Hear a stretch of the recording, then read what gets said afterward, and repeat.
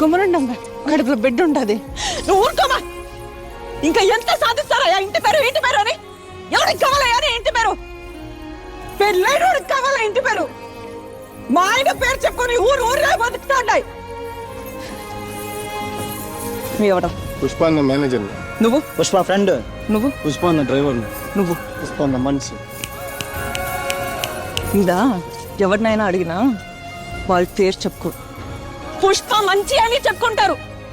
ఇదంతా ఎందుకయ్యా? ఈయనెవరు? పుష్పాలన్నా. ఇది నా మొగడంటే. యో, పుష్ప అంటే పేరు కాదు, పుష్ప అంటే బ్రాండ్. చిన్నమ్మ అని వరుస లాపు. నువ్వు ఉన్నారు కదా ఇక్కడ తాడి చెట్లాగా, తీసుకో వెళ్ళి. ఇడిసండ్రా.